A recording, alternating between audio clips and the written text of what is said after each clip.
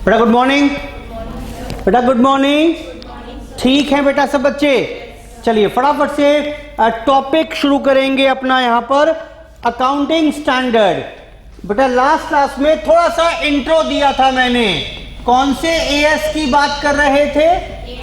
As 9। बेटा नाम क्या था इसका? As 9 on revenue recognition. क्या कहता है एएस? ये एएस बताएगा मेरे को क्या? बोलो बेटा क्या बताने वाला है एएस? ये एएस बताएगा, this as deals with the क्या चीज? Timing. This as 9 deals with the timing. किस चीज का टाइमिंग? Timing of recognition. ये एएस बताएगा कि आपको रिकॉर्ड कब करना है। क्या कब रिकॉर्ड करना है? आपको ये रेवेन्यू कब रिकॉर्ड करना है? AS 9 deals with the timing of recognition of revenue. Sir क्या सभी प्रकार के रेवेन्यू की बात करेंगे? Answer is no.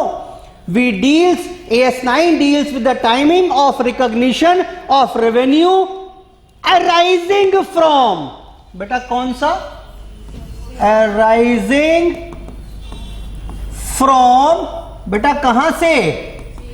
या तो जब माल बेचेंगे, फ्रॉम सेल्स ऑफ गुड्स, या बेटा रेंडरिंग ऑफ सर्विसेज। जब सर्विसेज देंगे तो वहां से जो रेवेन्यू आएगा, या from interest, royalty and dividend. बेटा ठीक है बात। तो एएस डील्स, एएस 9 मुझे क्या बताने वाला है? एएस 9 बताएगा कि भाई अपनी इनकम स्टेटमेंट में, अपने पीएनएल में आप रेवेन्यू कब क्रेडिट करेंगे। और कौन से वाला रेवेन्यू ये भी सुन लो, सारे रेवेन्यू नहीं। कंस्ट्रक्शन कॉन्ट्रैक्ट से होगा तो एएस 7 से पूछना, गवर्नमेंट ग्रांट से होगा एएस 12 से पूछना, लीज से होगा एएस 19 से पूछना। That will not be covered here in as 9। ठीक, मैं तो सिर्फ आपको ये 5 प्रकार के रेवेन्यू बताऊंगा। अगर माल बेचा तो कब रिकॉर्ड करें, सर्विसेज रेंडर की तो कब रिकॉर्ड करें, इंटरेस्ट मिला तो कब रिकॉर्ड करें, रॉयल्टी मिली तो कब रिकॉर्ड करें, डिविडेंड मिला तो कब रिकॉर्ड करें। बेटा क्लियर है बात? ये बोलो बेटा। इसमें से कुछ बातें और भी बता दी थी। क्या बताया मैंने? जरा बताना। इंटरेस्ट कब रिकॉग्नाइज करेंगे? अब एएस के अंदर एंटर कर दिया हमने। हाँ जी, इंटरेस्ट कब रिकॉग्नाइज करेंगे? Yes, on time proportionate basis. Royalty कैसे करेंगे बेटा? Accrual basis. नई बात कुछ नहीं है, यही करते आ रहे हैं हम। डिविडेंड जरूर इंपॉर्टेंट था, बताना डिविडेंड कब रिकॉग्नाइज करेंगे? The owner's right to receive the payment is established। जिस दिन मेरा अधिकार तय हो जाए कि डिविडेंड मिलना अब तय है, उस दिन मैं डिविडेंड की एंट्री कर सकता हूं। सरल शब्दों में, जिस साल प्रॉफिट कमाया उस साल, जिस साल डिविडेंड प्रपोज हुआ उस डेट पर, जिस डेट पर डिविडेंड डिक्लेयर हुआ फाइनल उस डेट पर, या जिस डेट पर चेक मिला उस डेट पर। किस डेट पर रिकॉर्ड करिएगा? When the dividend is declared by the company, क्योंकि उस दिन ही मेरा राइट स्टैब्लिश हो गया पेमेंट रिसीव करने का। उससे पहले कोई अधिकार नहीं है मेरे पास कि मैं कंपनी को कुछ कह पाऊं। बेटा क्लियर है बात? बोलो फटाफट से। तो ये हमने पार्ट इसमें कर लिया था। और सुन लीजिए पहले थोड़ी सी बात और सुन लीजिए। चलिए, तो अब आई मेरे पास 3 रेवेन्यू की बात तो मैंने कर ली।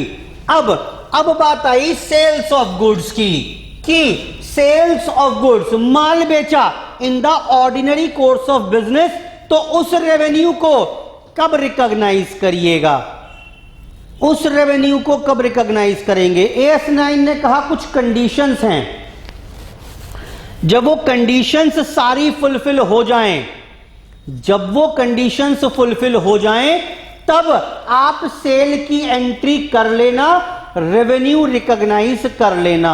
शर्तें क्या क्या हैं? पहला, आपने पढ़ी हुई है वैसे सेल्स ऑफ गुड्स एक्ट में, पहला फर्स्ट क्या है बेटा,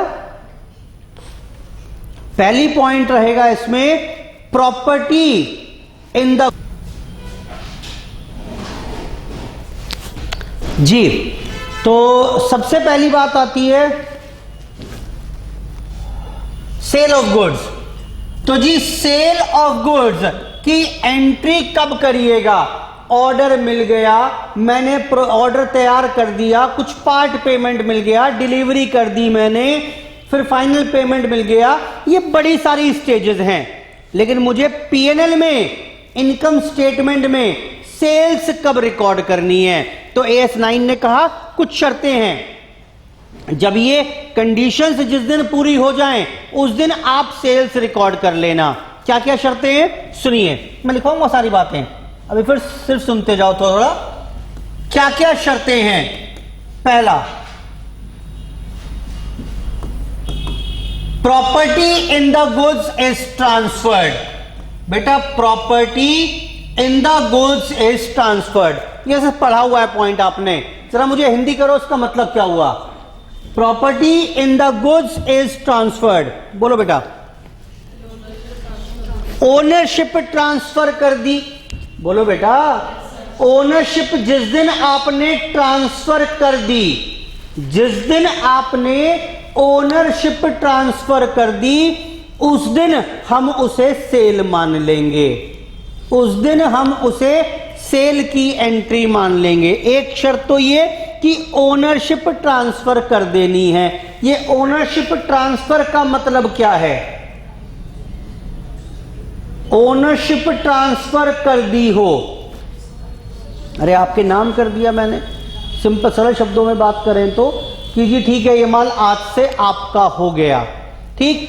अब जरूरी नहीं है कि मैं आपको हाथ में ही दूं तभी ओनरशिप ट्रांसफर होगी। समझ में आती बात की ना? दो तरीके से ट्रांसफर होती है ना भाई, एक तो होता है प्रॉपर्टी, यानी एक तो मैंने फिजिकल डिलीवरी दे दी आपको, ठीक, या माल मेरे पास ही रखा हुआ है लेकिन मैंने कमिटमेंट कर दिया या आपके नाम में माल कर दिया, तो भी डिलीवरी, तो भी प्रॉपर्टी ट्रांसफर हो गई कि नहीं हुई? बोलो बेटा। एक तरीका तो क्या था कि मैंने आपको हैंड ओवर, आप मेरे से माल खरीदने आए, आप मेरे से माल खरीदने आए, पैसे पता नहीं दिए नहीं दिए आपने। मैं फिर बता रहा हूं, पेमेंट कभी भी कंडीशन नहीं होती सेल की कि जिस दिन पेमेंट मिल जाएगा तो दिमाग से निकाल ही दो बिल्कुल। आप दुकान पर आए, मेरी माल खरीदा आपने, मैंने आपको माल हैंड ओवर कर दिया, फिजिकल गुड्स दे दिए मैंने आपको, बोलो बेटा सेल की एंट्री मैं कर सकता हूं। सर पैसे पता नहीं पैसे आए नहीं आए, हो सकता है 2 महीने बाद कि आपने कमिटमेंट कर दिया हो देने का, या हो सकता है हाथ के हाथ दे दिए हो, या हो सकता है कुछ दे दिए हो, कुछ आप बाद में देने वाले हो। पेमेंट तो कभी होती ही नहीं शर्त हमारे लिए। क्रेडिट सेल तभी तो रिकॉर्ड करते हैं। क्रेडिट सेल क्या होती है? यही तो होती है, property in the goods is transferred. या दूसरा एग्जांपल सुनिए, आप दुकान पर आए मेरी, सर ये माल मेरा पैक करवा दो, मैंने कहा करवा दिया। पेमेंट, सर पेमेंट कुछ दे रहा हूं मैं, कुछ बाद में दे दूंगा। ठीक है सर, एक काम करो, इस माल को ना आप रख लो अपने पास ही, अभी मैं जरा मार्केट जा रहा हूं और शाम को आते हुए ले लूंगा। कहां लेके घूमूंगा माल को? आपको एग्जाम्पल समझ में आ रहा है कि नहीं आ रहा है? ठीक। अब फिजिकल गुड्स मैंने नहीं दिया आपको, वो मेरे पास ही पड़े हुए हैं। Whether it will be considered as a sale जब मैं सेल की एंट्री सुबह को पास करूं या शाम को पास करूंगा? देखो, फिजिकल गुड्स ट्रांसफर नहीं किए, फिजिकल गुड्स तो मेरे पास ही पड़े हुए हैं। Are you getting my point? बोलो बेटा। अब मुझे सवाल यह है कि मैं सेल की एंट्री सुबह करूं या शाम को करूं? सुबह करेंगे। क्यों? ओनरशिप ट्रांसफर हो गई, सुबह माल बेच दिया था, ठीक। Property in the goods, ownership transfer हो गई, लेकिन आपने फिजिकल डिलीवरी नहीं दी थी, फिजिकल डिलीवरी नहीं दी थी। Property in the goods is transferred, ownership transfer हो गई, लेकिन फिजिकल डिलीवरी नहीं दी थी। तो सुबह को एंट्री करेंगे या शाम को करेंगे? आपने कहा सर सुबह कर लेंगे, शाम तक का इंतजार करने की जरूरत नहीं है। लेकिन मैं कहूंगा नहीं, देखना पड़ेगा, देखना पड़ेगा बाकी चीजें क्या हैं, कंडीशनल बातें हैं। सुनो क्या हुआ। आपने कहा सर माल रख लो सर प्लीज, मैं कहां लेकर घूमूंगा, ऐसे ही बहुत सारी शॉपिंग करनी है, जब मैं माल खरीद लूंगा आते वक्त माल यहां से उठा लूंगा। मैंने क्या कहा, अब ध्यान से सुनना। मैंने कहा भाई देखो छोड़ जाओ, कुछ मैं गिनवा के पैक करवा रहा हूं, छोड़ जाओ, लेकिन यहां से कुछ खराब हो गया माल, कुछ मतलब कुछ और बात हो गई तो मुझे मत कहना, मुझे मत कहना। हाँ ध्यान रख लूंगा मैं इसका, ध्यान रख लूंगा मैं इसका, लेकिन कोई दिन में चोरी ही हो जाए, मैं कह रहा हूं माल, मुझे मत कहना। यानी क्या हुआ, मैंने ये कह दिया मुझे मत कहना, इसका मतलब क्या? All risk and rewards have been transferred in the morning itself. बोलो बेटा। तो अब तो सेल की एंट्री हो जाएगी सुबह ही। क्लियर है बात? आपने क्या किया, आपने माल पैक कराया, सर शाम को ले लूंगा। मैंने कहा भाई शाम को दिन में कुछ, अगर मुझे नहीं पता, शाम को मुझे माल चेक कराना, मुझे जब गाड़ी आ जाएगी ना मेरी शाम को, मैं तब चेक करके गिनवा के उठवा लूंगा। अब बताओ, अब बताओ सुबह को एंट्री करोगे शाम को एंट्री करोगे? शाम को। क्यों? रिस्क एंड रिवॉर्ड्स ट्रांसफर कहां किए? रिस्क या तो फिजिकल डिलीवरी हो जाती, या तो मैं सुबह सुबह आपको माल दे देता, अब रास्ते में लेके घूमते रहो, चोरी हो जाए, आग लग जाए, खराब हो जाए, मुझे क्या फर्क पड़ता है? मेरे ऊपर कोई फर्क ना पड़ेगा, क्योंकि मैंने प्रॉपर्टी यानी फिजिकल डिलीवरी आपको दे दी। दूसरी बात, फिजिकल नहीं दी हो तो भी मैं सेल की एंट्री कर लूंगा, बशर्ते रिस्क और रिवॉर्ड्स ट्रांसफर कर दिए हों। रिस्क और rewards have been transferred. I hope ठीक है बात ये। कोई एक चीज तो हो, माल तो पड़ा है लेकिन रिस्क रिवॉर्ड सारे आपके हैं, भाई देख लेना, रख तो रहा हूं मैं, ध्यान भी रखूंगा इसका। लेकिन अगर कुछ हो गया मुझे मत बोलना, ये रखा पार्सल आपका, ऐसे उठा के दे दूंगा, ना गिनवाऊंगा ना कुछ करूंगा।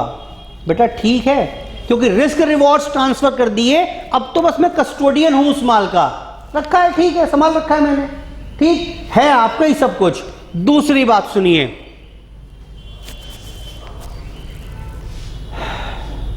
पहली शर्त हो गई मेरी, क्या पहली शर्त थी ये? क्या थी? या तो फिजिकल डिलीवरी दे दी हो, या फिर, या बोलो, risk and rewards have been transferred. लिखवा दूंगा सारी चीजें, risk and rewards have been transferred, ठीक। अब ध्यान से देखना, एंड हिंदी करो क्या मतलब हुआ, यहां भी एंड लिखा हुआ है, हिंदी करो इसकी मतलब क्या हुआ? इसका मतलब यह हुआ या तो गुड्स दे दो या रिस्क रिवॉर्ड्स दे दो, ओनरशिप फिजिकल डिलीवरी दे दो या रिस्क रिवॉर्ड्स दे दो, बिल्कुल ठीक। इनमें से कोई एक काम भी कर दो मान लेंगे, एंड साथ में ये वाली बात भी पूरी होनी चाहिए, ये और नहीं है इसके बीच में, इसमें इंग्लिश वाला और नहीं है, हिंदी वाला और है, जिसको हम और नहीं कहते, जिसको हम इंग्लिश वाला और ना बोलकर एंड बोलते हैं। बेटा समझ में आ रहा क्या बोल रहा हूं मैं? बोलो बेटा। yes, चलो अब ये देखो दूसरा पॉइंट क्या है,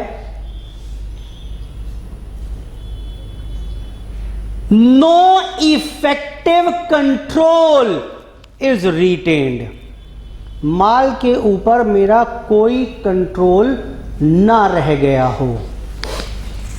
सुनो, ये लो बेटा, मेरा वेयर हाउस है और आप आए मेरे पास, माल पैक कराया, ऑर्डर दिया मुझे, और मैंने ये लो माल कर दिया डिस्पैच। ये लो, जानते हो ये क्या है बेटा? रास्ता। ठीक, मेरे वेयर हाउस से आपके वेयर हाउस तक का रास्ता। ठीक, आपने मुझे ऑर्डर किया कि सर ये माल भेज दो, मैंने कहा ठीक है, और मैंने जानते हो क्या किया? ये देखो बेटा,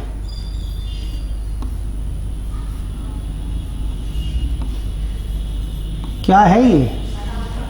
हाँ, बेकार नहीं है, ट्रक है ये। दिखा ट्रक अब, ये लो ट्रक है। ठीक, मैंने ट्रक में लोडिंग करा दी इसकी और भेज दिया बेटा, रवाना कर दिया, जाओ भाई जाओ, कस्टमर के वेयर हाउस में माल छोड़ाओ। ठीक, और ये माल डिस्पैच कर दिया था मैंने 1 जनवरी 2024 को, और जानते हो माल पहुंचेगा कब? 7 जनवरी 2024 को। 7 दिन लग जाएंगे। यहाँ से मुंबई माल भेजना है तो 7 दिन का ट्रांसपोर्ट से टाइम लगेगा ट्रक वाले को, तो 7 तारीख को एक्सपेक्टेड है माल पहुंच जाएगा। मुझे ये बताइए सेल की एंट्री कब करूं मैं, 1 तारीख को या 7 तारीख को?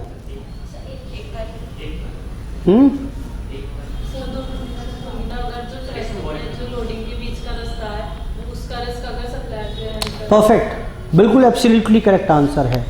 आप ना don't try to jump to the conclusions, ये आप दिमाग में रख लो। जब भी थ्योरेटिकल एएस केस स्टडी होगा ना, आप हमेशा डिप्लोमेटिक आंसर दो।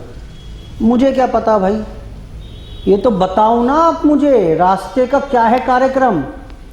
अब सुनो 2 बातें, ये ट्रांसपोर्ट कंपनी मेरी है, मेरा ट्रांसपोर्टर है, मेरी ट्रांसपोर्ट कंपनी है। सोचो, मैंने माल लोड करा दिया, 5 तारीख को ये यहां पहुंच चुका था। ठीक, 5 तारीख को मैंने ट्रक वाले को फोन किया, भाई ऐसा ऑर्डर नहीं देना हमें पार्टी को, पार्टी बड़ी, मैंने रिपोर्ट निकाली, बड़ी मक्कार है, पैसे वैसे नहीं देती है, वापस मोड़ लो ट्रक। वापस आ जाएगा कि नहीं आ जाएगा? बोलो बेटा। कंट्रोल मेरा ही है गुड्स के ऊपर। अभी तक सेल की एंट्री नहीं होगी, जिस दिन उसके गोडाउन में माल अनलोड हो जाएगा, अब मेरा कंट्रोल नहीं है।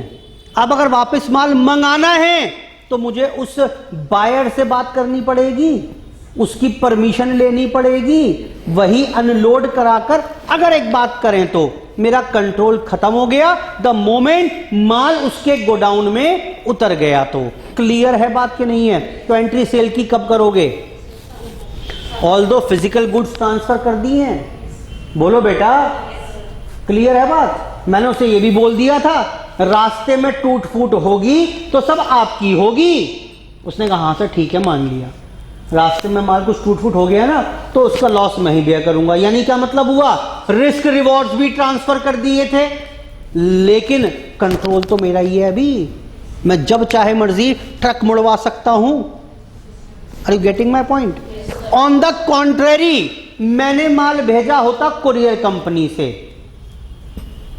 मैंने 1 तारीख को क्या किया है, जितने पार्सल थे कुरियर बुक करा दिया या रेलवे में बुक करा दिया माल। जानते हो क्या होगा?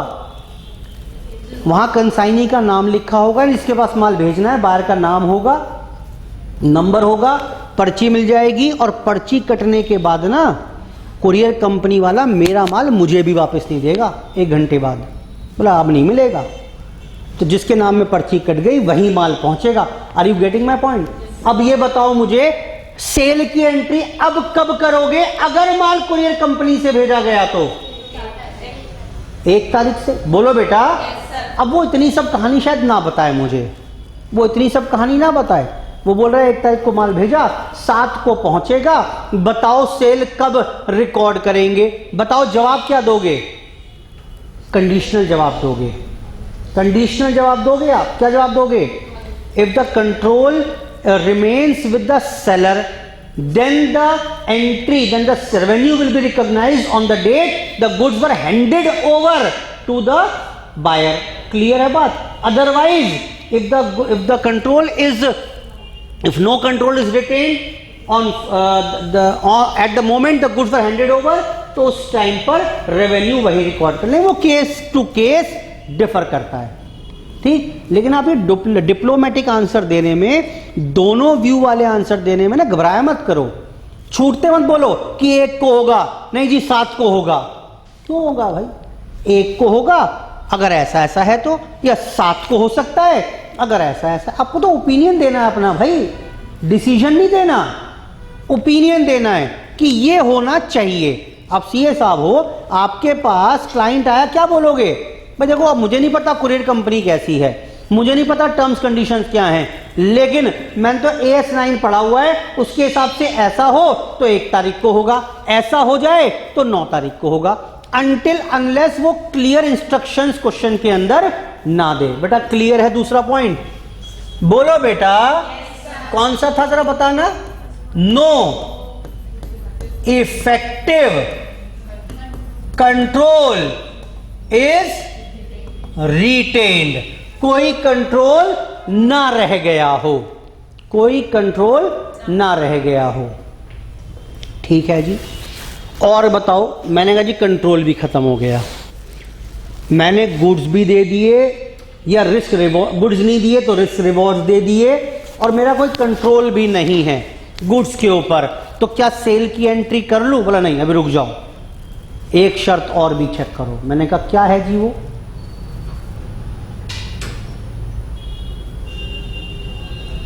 No uncertainty regarding the amount of consideration.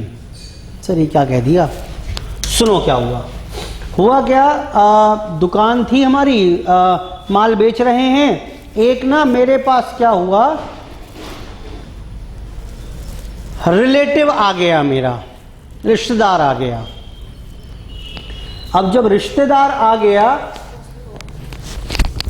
तो हुआ क्या जी, एक रिलेटिव आया मेरे पास, बोला सर ये सारा माल चाहिए मुझे। उसने ऑर्डर किया, मैंने सारा माल निकलवा दिया, सारा माल निकलवा के गाड़ी में भी रख दिया उसकी। क्या मतलब है इसका? Property in the goods is transferred, उसकी गाड़ी में रखा हुआ है, चोरी होगा कुछ होगा, रिस्क रिवॉर्ड्स ट्रांसफर्ड, मेरा कंट्रोल खत्म ही हो गया उसकी गाड़ी की डिग्गी में जाते ही। क्लियर है बात? अब उसने पूछा भाई साहब कितने पैसे देने हैं?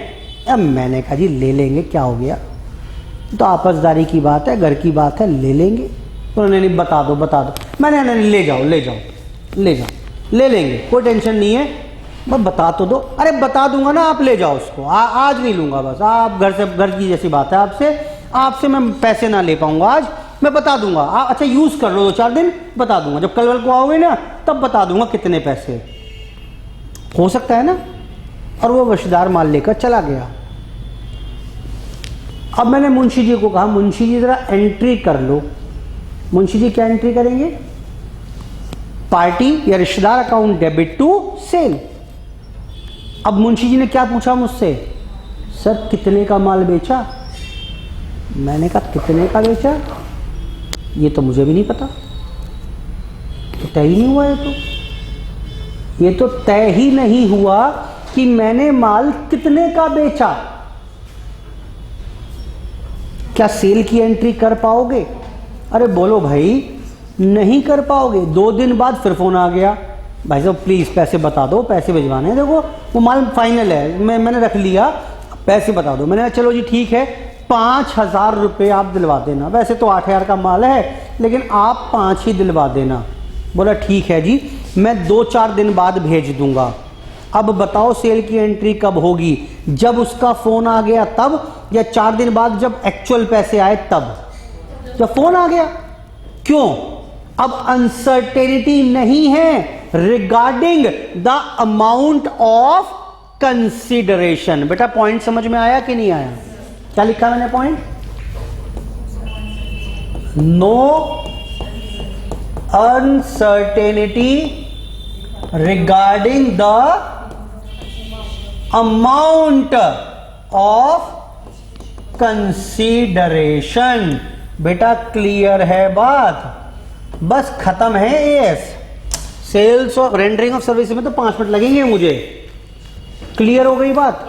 यानी अमाउंट भी तय होना चाहिए। जब तक अमाउंट तय नहीं है, सर्टेन नहीं है, तब तक आप सेल की एंट्री नहीं कर सकते। रेवेन्यू इनकम स्टेटमेंट में बेटा सब नोट कराऊंगा मैं, सब बनवाऊंगा अपने आप तरीके से। सब रेवेन्यू आप तब तक रेवेन्यू स्टेटमेंट, इनकम स्टेटमेंट में रेवेन्यू रिकॉर्ड नहीं कर सकते। क्लियर है बात? लास्ट पॉइंट सुनिए, लो लिखता हूं पहले। रीजनेबल एश्योरेंस,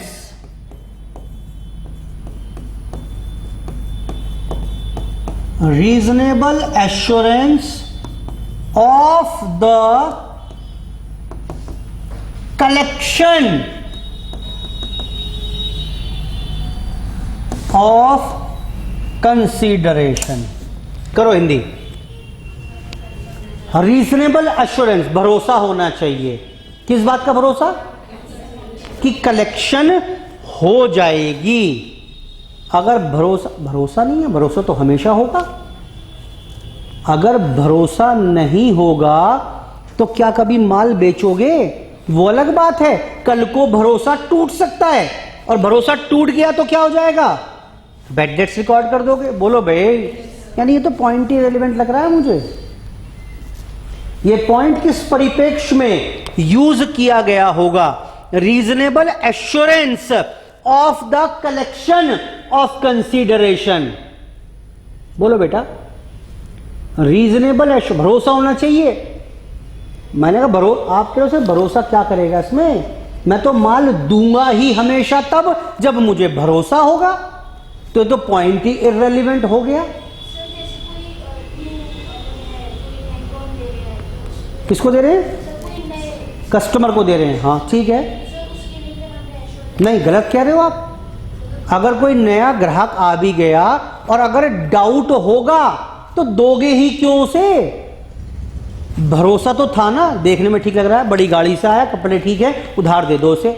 आपको रीजनेबल एश्योरेंस था ना? बोलो हाँ। अगर आपको जरा सा भी डाउट होगा, चाहे वो नया है पुराना है, तो उसे माल दोगे ही नहीं।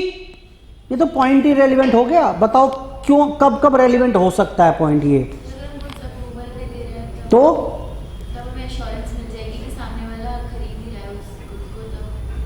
ना कलेक्शन की बात चल रही है। रीजनेबल एश्योरेंस होना चाहिए तभी आप, मैं कह रहा हूं कब नहीं होगा एश्योरेंस कि पैसा नहीं मिलेगा। आप अप्रूवल पर अगर माल दे रहे हो, ठीक, तो यही तो बात है कि पता नहीं वो रखेगा या वापस कर देगा, लेकिन रखेगा तो पैसा तो देगा ना। मैं पूछ रहा हूं आपसे, माल भी दे रहे हो आप, और अगर डाउट भी है तो सेल की एंट्री मत करना। इस पॉइंट को समझो पहले। मैंने क्या कहा?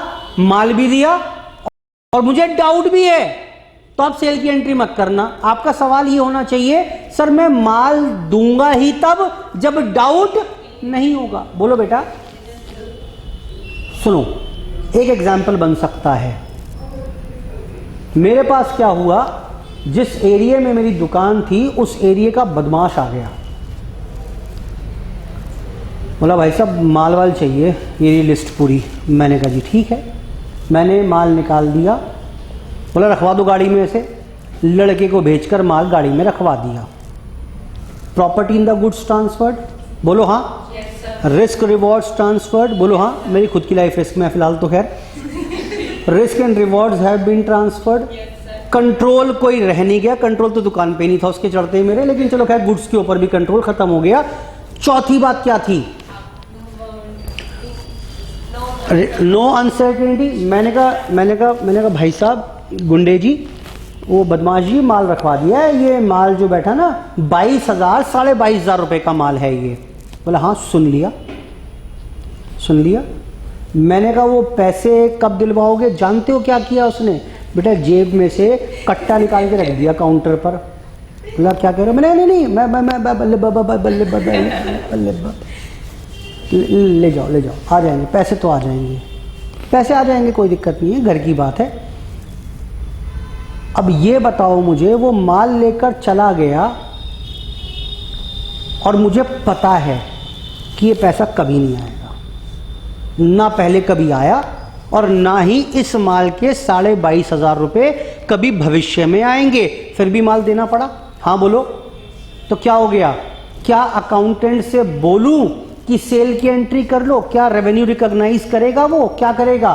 सीधा लॉस बुक कर लेगा, सीधा लॉस बुक करेगा कि 22,500 का लॉस हुआ है, चोरी हो गया, माल खराब हो गया, डैमेज हो गया, किसी भी नाम से, या हफ्ता वसूली में 22,500 चले गए। क्लियर है बात कि नहीं है? बोलो बेटा। यानी कि सारी शर्तें पूरी हो रही थी मेरी, लेकिन एक शर्त थी आखिरी, क्या? कि एश्योरेंस नहीं थी पैसा आएगा कि नहीं आएगा। तो भैया अगर एश्योरेंस नहीं है तो एंट्री नहीं करोगे, ये नहीं करोगे, पहले सेल की एंट्री कर रहे हैं और अगले ही पल बैड डेट्स की एंट्री करो, नहीं, रेवेन्यू रिकॉग्नाइज ही नहीं करना, क्योंकि जिस टाइम आपने माल दिया उस टाइम ही इस बात की एश्योरेंस नहीं थी कि पैसा मिलेगा। बेटा क्लियर है बात? बोलो बेटा। बस खत्म बात, और क्या। इसके अलावा सिमिलरली अगर हम बात करें यहां पर रेंडरिंग ऑफ सर्विसेज की, तो ये कब रिकॉग्नाइज करेंगे? फिर से यही सारे पॉइंट हैं, लेकिन इनमें से ये पॉइंट इररिलेवेंट हो गए कि नहीं हुए? भाई प्रॉपर्टी सर्विसेज की कोई ओनरशिप तो होती नहीं है, ठीक, और कंट्रोल नहीं होता, तो बचे हुए 2 पॉइंट लग जाएंगे विद सेम एग्जाम्पल्स। पढ़कर देखिए कौन से थे बताओ। No uncertainty regarding the amount of consideration और reasonable assurance of the collection of consideration. समझो ना क्या हुआ? समझो क्या हुआ? वही एग्जाम्पल, मेरा बैच चल रहा है सीए का, एक ना जो चार्टर्ड अकाउंटेंट है मेरठ के सीनियर, वो आ गए, बोला जी ये मेरा बेटा है, ये कल से पढ़ने आएगा। मैंने कहा ठीक है सर भेज दो, कोई दिक्कत नहीं है, अमित जी फीस बता दीजिए। अरे सर कैसी बात कर रहे हो सर, ले लेंगे सर फीस, कोई आफत थोड़ा ना है, अपना ही बच्चा है, कोई दिक्कत वाली बात नहीं है, ले लेंगे फीस, आप जाइए भेज के बच्चे को छोड़ दीजिए। बेटा बच्चे ने आना शुरू कर दिया, 2 दिन हो गए, 4 दिन हो गए, उन्होंने फिर फ़ोन किया, अमित जी फीस तो बता दो, बच्चा आ रहा है, नोट्स वोट्स भी इसे मिल गए हैं सारे, तो प्लीज़ फीस बता दो। ठीक, तो मैंने उस दिन उन्हें फीस कोट कर दी और 5 दिन बाद वो फीस मेरी आ भी गई पूरी। पॉइंट ये आता है कि वो रेवेन्यू इनकम कब का रिकॉग्नाइज करूं? जिस दिन उसने बैच ज्वाइन किया, जिस दिन सीए साहब का फोन आया, या जिस दिन पैसे आ गए फाइनली? जिस दिन फोन आया, क्योंकि उस दिन जाकर क्या तय हुआ था? अमाउंट तय हो गया था कि कितनी फीस आएगी। वो आए कब अलग बात है, या नहीं भी अगर कल को आई तो बताओ क्या होगा? बोलो बेटा, बैड डेट्स होगा। क्लियर है बात? और अगली पॉइंट क्या था? वही, इस बार क्या हो गया बेटा? एक बदमाश आ गया, बोला जी क्या करते हो? मैं जी सीए पढ़ाता हूँ। बोला मेरे वाले को ही पढ़ाओ। मैंने कहा आप क्या करोगे पढ़वा? और नहीं हिसाब रखेगा ना, कितने खून करे, कितने बदमाशी करी, कितनी डकैती हुई, तो उसकी पूरी फाइनेंशियल स्टेटमेंट बनानी होती है, तो घर का ही बच्चा बनाता रहेगा। मैंने कहा ठीक है जी भेज देना। मैंने जी फीस इसकी जो ना 25,000 रुपये है। बोला आप जानते नहीं मेरे को? मैंने नहीं जानता तो हूँ। बोला बस भेज दूंगा पैसे। बेटा बस मुझे भी मालूम था। स्टाफ ने पूछा सर कब लिखूँ डेट? मैंने कहा काट दे, फ़ोन मत कर दियो घर पर पैसों के लिए, कहीं कोई और ही आ जाए पैसे देने। आपको समझ में आ रही है बात? नहीं आ रही? एडमिशन हुआ, बच्चा भी आ रहा है, मुझे उस दिन भी मैंने बोल दिया पिताजी से उसके चीख कर, भाई साहब 25,000 जानते हो, 20 + 5। बोला सब जानता हूँ, इतनी पढ़ाई तो कर रखी है मैंने, लेकिन मुझे मालूम है बच्चा आएगा, पढ़ेगा भी 3 महीने, पैसा एक ना आएगा। ठीक, तो क्या मतलब हो गया इसका? बोलो, रीजनेबल एश्योरेंस है ही नहीं कलेक्शन का। ठीक, अब दूसरी बात आती है इसमें, जो एक छोटा सा बात और है कि जब आप सर्विसेज की बात करेंगे, बस लास्ट पॉइंट है ये, सर्विसेज की बात करेंगे तो रेवेन्यू रिकॉग्नाइज करने के दो बेसिस हो सकते हैं। कौन कौन से हैं? या तो होगा प्रोपोर्शनेट कंप्लीशन मेथड, या होगा, पढ़ा होगा नाम शायद कभी, कंप्लीटेड सर्विस मेथड। करो जी हिंदी, क्या होता होगा इसमें, क्या होता होगा? आप जो है एग्जाम्पल के तौर पर बताता हूं पहले मैं आपको। फीस आप 25,000 दे गए मुझे, बात आई कि मैं से अपनी इनकम स्टेटमेंट में पीएनएल में कब ट्रांसफर करूं। 4 महीने का, 5 महीने का बैच है, 5 महीने का बैच है। अब एक तरीका तो ये है कि जैसे जैसे महीने वाइज 1 महीने की पढ़ाई हो गई, मैं क्या करूं जल्दी बोलो, 5,000 रुपए अपने पीएल में ट्रांसफर कर दूं, फिर अगले महीने की पढ़ाई हो गई 5,000 और ट्रांसफर कर दूं, इतने एडवांस पड़ा रहेगा वो, बोलो, फिर 5 ट्रांसफर कर दूं एंड सो ऑन। एक तरीका तो ये है। ये एक तरीका और भी है, क्या? जिस दिन बैच खत्म हो जाएगा पूरे 25,000 तब ट्रांसफर करूंगा अपनी इनकम स्टेटमेंट में, इतने एडवांस पड़े रहेंगे। ठीक, मुझे बताइए कौन सा मेथड कब लगाना चाहिए?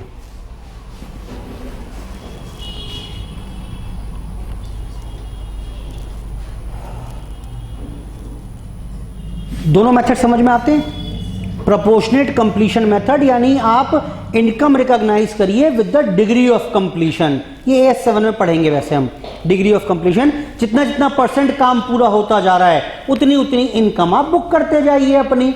या एक तरीका ये कि जब सर्विस पूरी हो जाएंगी तब ही इनकम बुक करिएगा।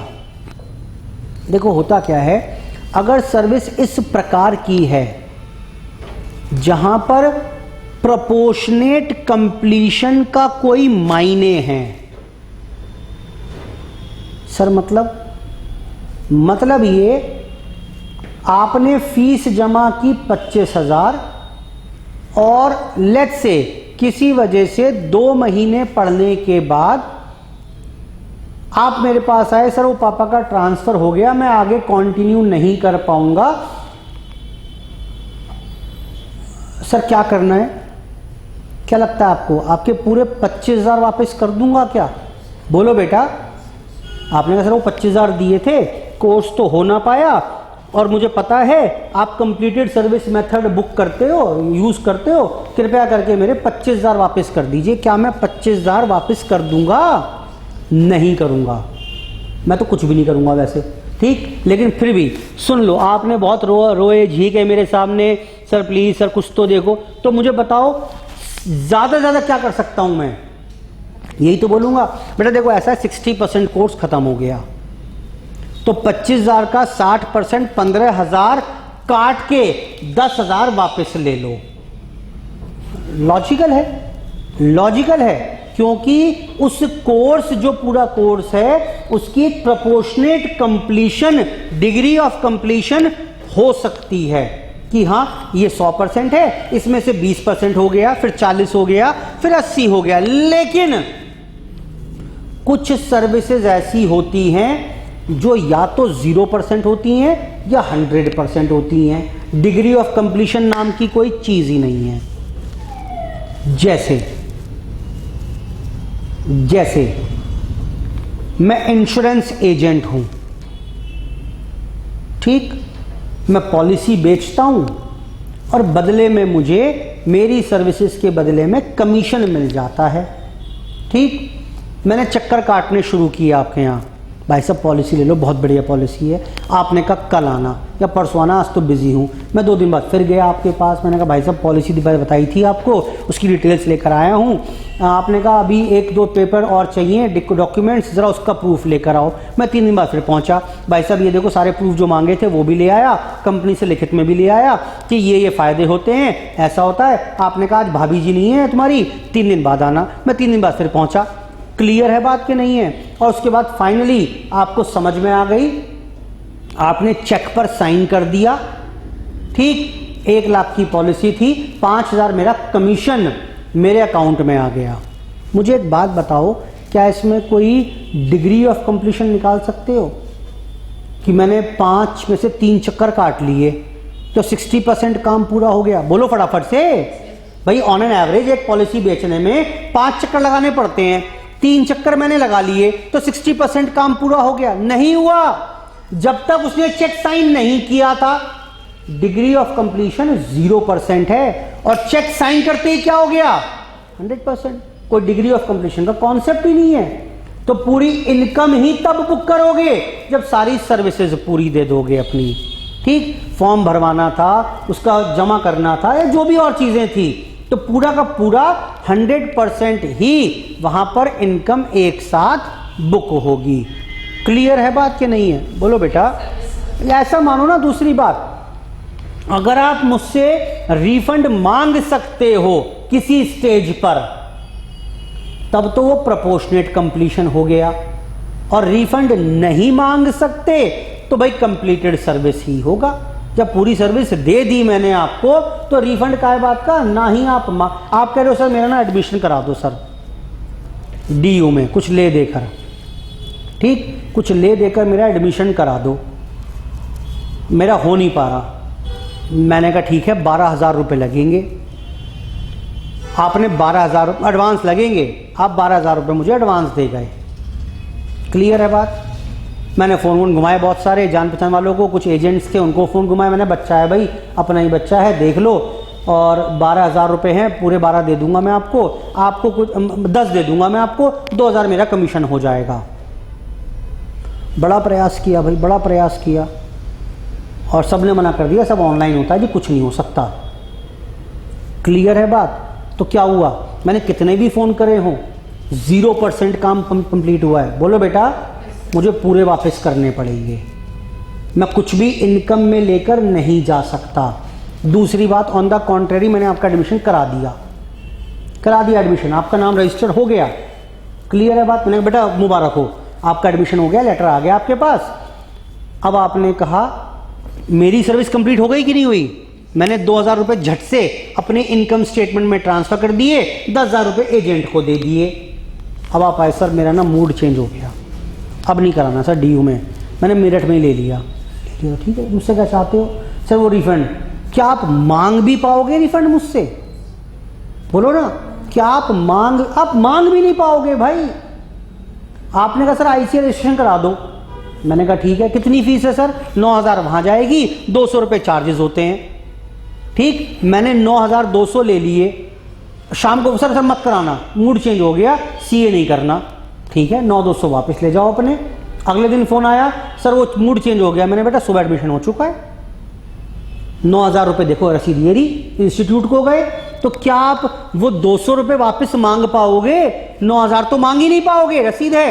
सर वो आप ना वापस क्यों कर दें भाई, कंप्लीट हो गई सर्विस। तो ये सर्विस ऐसी है जिसमें स्टेज ऑफ कंप्लीशन नहीं होता। मैं नहीं कहूंगा बेटा देखो फोटो तो अपलोड हो गए आपके, है ना, आपकी मार्कशीट भी स्कैन हो गई थी, आपका फॉर्म भी भर दिया था, तो 50% तो पैसे काटूंगा मैं। नहीं भाई, रजिस्ट्रेशन हो गया है तो नहीं वापस करूंगा, और नहीं हुआ है तो वापस कर दूंगा, हो गया तो वापस नहीं होंगे। आई होप ठीक है वर्ड्स ये। Proportionate completion method and completed service method, I hope ठीक है। इसके साथ ही हमारी चर्चा यहां पर AS9 की समाप्त हो गई। बस दैट्स इट, इतनी सी कहानियां थी। तो मुझे लगता है सारी बात क्लियर हो गई होंगी, ठीक है। अब थोड़ा सा इसको बस लिखने का काम कर लेते हैं फटाफट से, थोड़ा, ठीक है ना। कुछ आज लिखवा दूंगा, बाकी फिर नेक्स्ट क्लास में बचा हुआ लिखने के बाद क्वेश्चंस कंप्लीट कर लेंगे। चलिए जी शुरू करते हैं। चलो हेडिंग अब नहीं, AS9 रेवेन्यू रिकॉग्निशन। लिखने में मजे आएंगे आपको। अब एक्चुअली लिखने में मजे आएंगे क्योंकि सब चीज आपको पता है अब, है ना, और वहां से हाथ के हाथ रिवीजन भी हो जाएगा पूरे कॉन्सेप्ट का, और फिर लास्ट स्टेज में क्वेश्चंस कर लेंगे इसके। लिखें,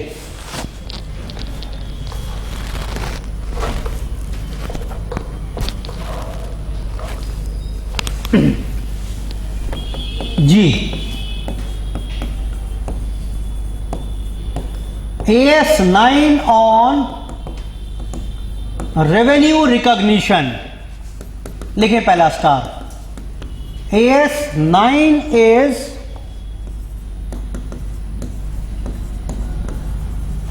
mandatory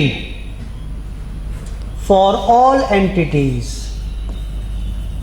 सबके लिए आवश्यक है, सबको फॉलो करना पड़ेगा।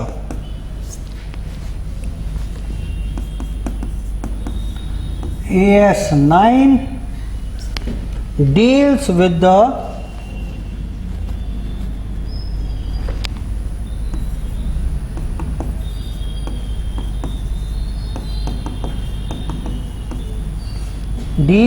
the timing of recognition of revenue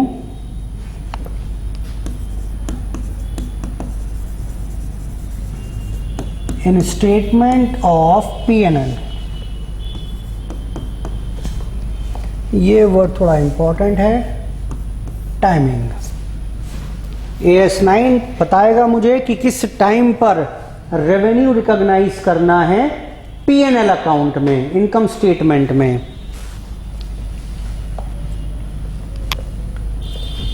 लिखिए next.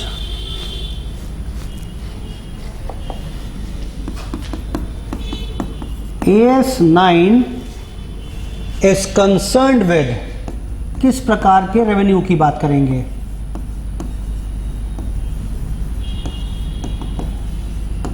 Is concerned with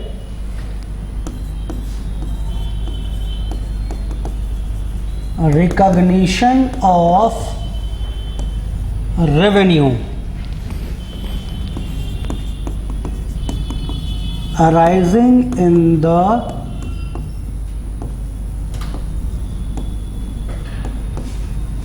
ordinary course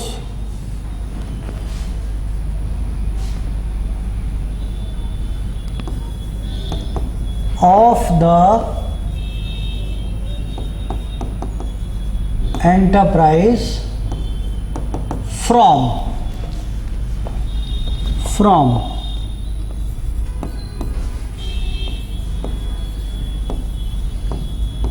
sale of goods, from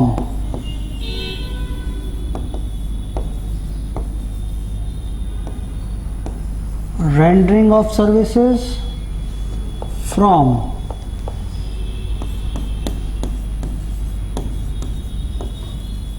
use by others of enterprise resources yielding। First point, इससे कमाई होगी। कोई मेरी रिसोर्सेज यूज कर रहा है जिसके बदले मेरी कमाई होगी, या तो इंटरेस्ट के नाम की, या रॉयल्टीज के नाम की, या बेटा डिविडेंड के नाम की। Use by others of enterprise resources, कोई मेरी रिसोर्सेज यूज कर रहा है कोई, जिससे बदले में यील्ड, मुझे रिटर्न मिल रही है। रिटर्न में क्या मिल रहा है? या तो इंटरेस्ट मिल रहा है, या रॉयल्टीज मिल रही हैं, या डिविडेंड मिल रहा है। यानी कितने प्रकार की रेवेन्यूज मैंने बात की यहां पर, बोलो, लिख लो। सेल ऑफ गुड्स के ऊपर फर्स्ट पॉइंट, ये फर्स्ट पॉइंट में डिस्कस करेंगे। ये सेकंड पॉइंट हो गया आ जाएगा मेरा, ये थर्ड पॉइंट डिटेल्स में मिलेंगी, और इसकी डिटेल्स आपको फिफ्थ पॉइंट में मिलेंगी। बेटा ठीक है, यहां तक की बात पूरी? चलो जी, अगला स्टार लगाओ पहले, किस पर नहीं लगेगा। AS9 does not deals with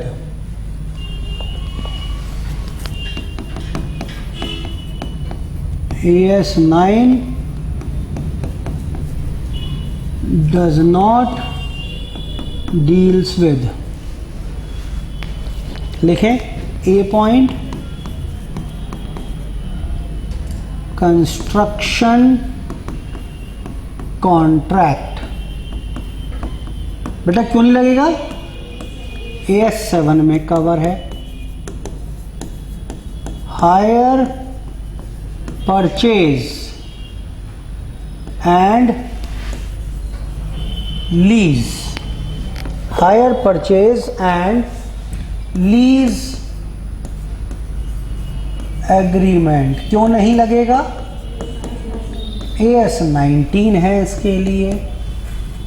government grant पढ़ा हुआ है बेटा, क्यों नहीं लगेगा?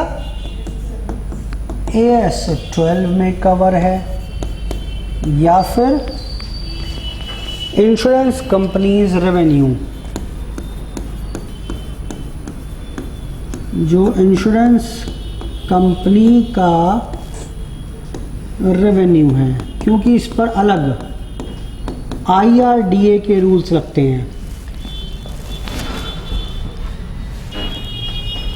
IRDA के अलग रूल्स होते हैं, इंश्योरेंस रेगुलेटरी डेवलपमेंट अथॉरिटी, तो उसके रूल्स लगते हैं, इसलिए इस पर भी AS9 अप्लाई नहीं होगा। डालो पहली heading up, sales of goods.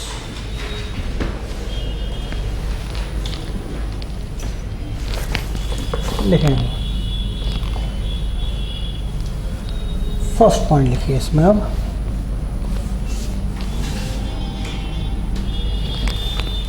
Low ji,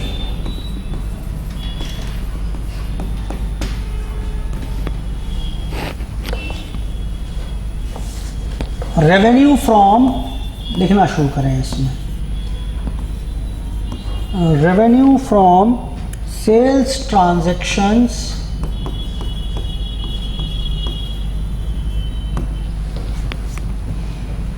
should be recognized,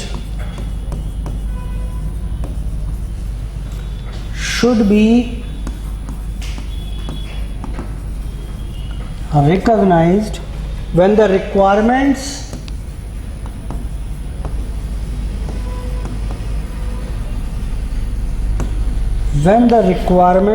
as to performance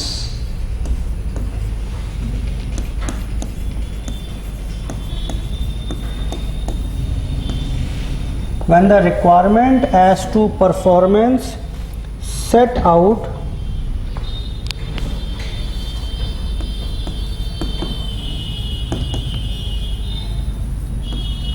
below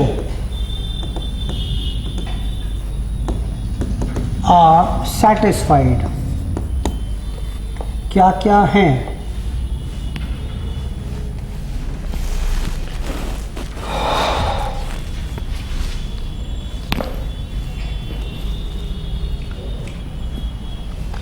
Revenue from sale transactions should be recognized when the requirement as to performance set out below are satisfied। यानी सरल शब्दों में बात करें तो कुछ conditions हैं, जब वो कंडीशंस पूरी हो जाएं तो आप रेवेन्यू रिकॉर्ड कर लेना सेल से। ये वर्ड्स वो यूज़ करे हैं जो AS में लिखे हुए हैं। लिखें पहला A, the seller of goods has transferred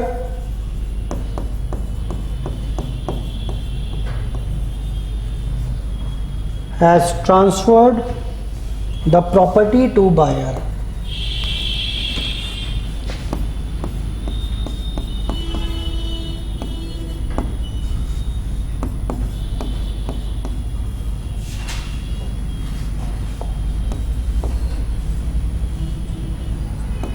और बेटा ये पहला ही पॉइंट चल रहा है अभी, क्या लिखूं बताओ?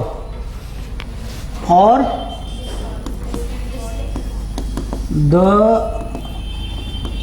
Significant risk and rewards have been transferred. कोई एक काम तो हो जाए, या तो माल चला जाए और माल नहीं भी गया तो रिस्क और रिवॉर्ड्स चले जाएं। और इसके बाद लिखना, क्या लिखोगे इसके बाद? यहाँ लिखना एंड। ये समझ में आ रहा है एंड का मतलब और का मतलब क्या हुआ? इन दोनों में से तो कोई एक बात हो जाए, लेकिन पॉइंट ए जरूरी है एंड पॉइंट बी भी जरूरी है। क्या लिखेंगे इसमें? No effective control is retained and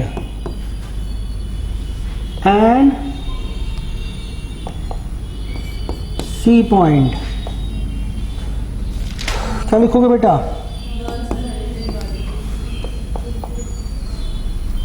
no significant uncertainty exist। किस चीज के लिए? regarding the amount of consideration and last point बताओ बेटा, बोलो बेटा। यस, क्या लिखोगे? किस चीज की? Exactly, reasonable assurance of the collection. यहां क्या था?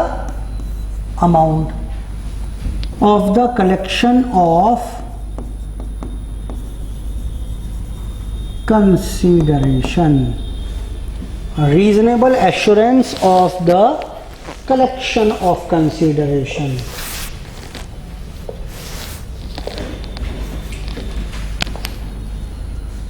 बेटा ठीक है बात। ये तो हो गई सेल्स ऑफ गुड्स की बात। सब पढ़ा दिया मैंने आपको, अभी सब पढ़ा दिया, एग्जाम्पल बता दिए, क्लैरिफाई कर दिया एक एक पॉइंट। डालो नेक्स्ट हेडिंग, पॉइंट नंबर 2। क्या लिखोगे? Rendering of services.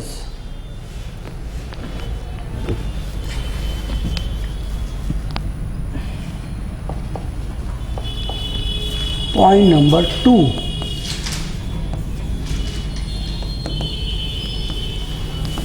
Rendering of services. लिख लो इस बार सीधा, कंडीशंस। क्या क्या कंडीशंस हैं बेटा? कौन सी कॉपी कर दूं? जल्दी जल्दी बता दो। आखिरी की 2 कॉपी कर दूं बस। लिखो वापस, नो सिग्निफिकेंट अनसर्टेनिटी एग्जिस्ट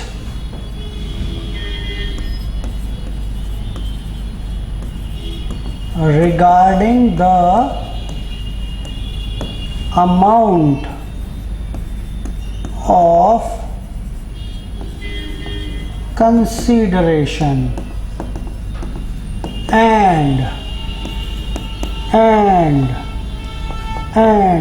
बेटा दूसरा कौन सा आएगा? reasonable assurance of the, बेटा किस चीज की? Collection of consideration. Reasonable assurance of the collection of consideration.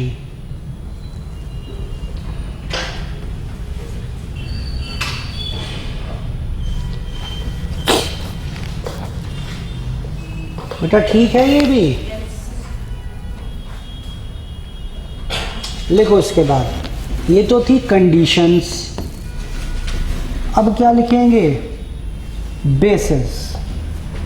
अब ये कब करना है ये तो ठीक है, कब करना है ये तो ठीक है, लेकिन कैसे करना है, कितना करना है? भाई आपने बैच ज्वाइन किया, मैंने कहा 25,000 रुपये फीस है, अमाउंट तय हो गया और मुझे मालूम है बच्चा पैसे दे भी देगा, तो इनकम तो बुक करनी है मुझे अब, लेकिन कितनी, क्या सारी कर लूँ आज? नहीं, वो देखना पड़ेगा, देखना पड़ेगा। कितने बेसिस हैं? लिखो बेसिस। कौन कौन सा था बेटा? पहला प्रोपोर्शनेट कंप्लीशन मेथड। बेटा बताना, एक लाइन लिखवा दो, उसमें क्या लिख लूं? बेटा एक लाइन लिखवा दो, क्या लिख दूं उसमें? लिखो revenue is recognised proportionately with the degree of completion. ठीक है, लिख लो revenue is recognized proportionately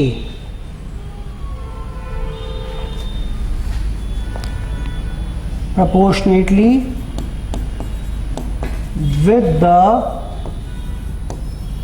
degree of completion। और बी पॉइंट क्या लिखेंगे? completed service contract method। बताना बेटा इसमें क्या होगा? बोलो बेटा, पढ़ के आओ, क्या लिखोगे? Revenue is recognized when service is complete. लिख लो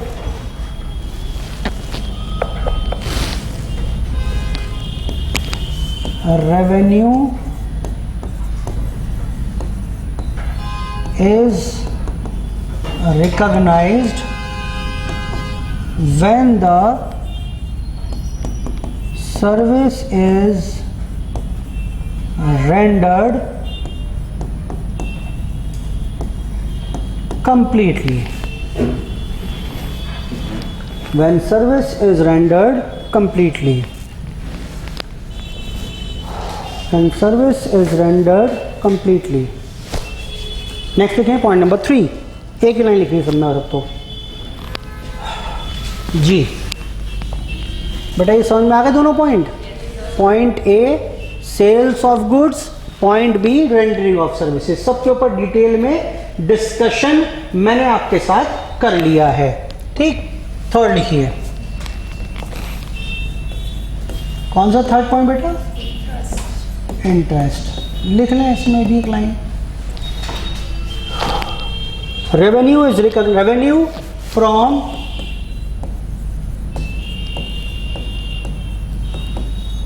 इंटरेस्ट इज रिकॉग्नाइज्ड ऑन, बेटा कैसे बताया?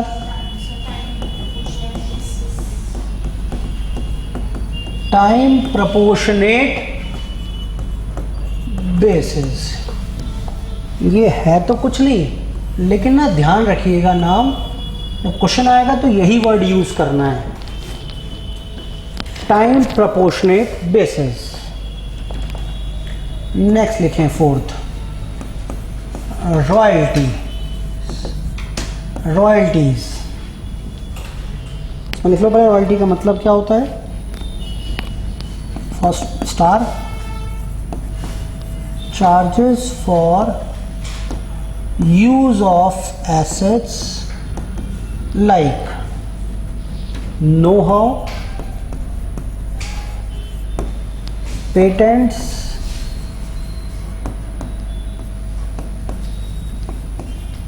copyrights, etc। और दूसरा पॉइंट क्या लिखोगे इसमें?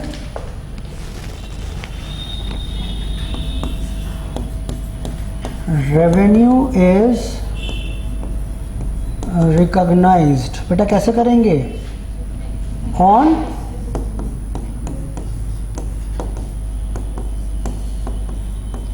accrual basis in accordance with the terms of agreement.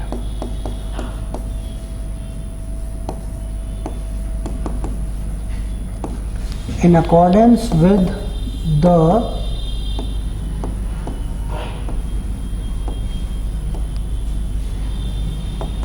terms of agreement. लिखो जी इसके बाद आखिरी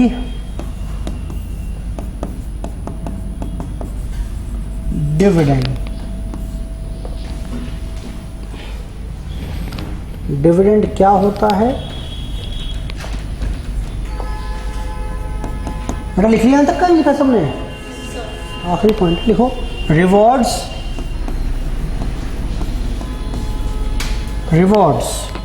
from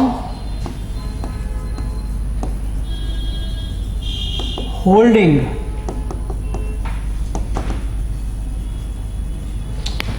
investment in shares.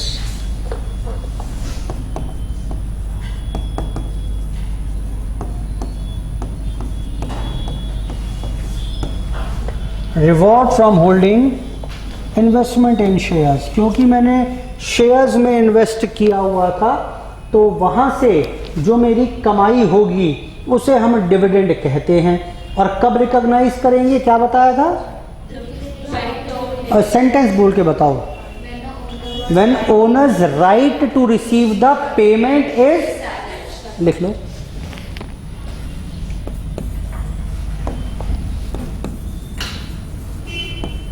Revenue is recognised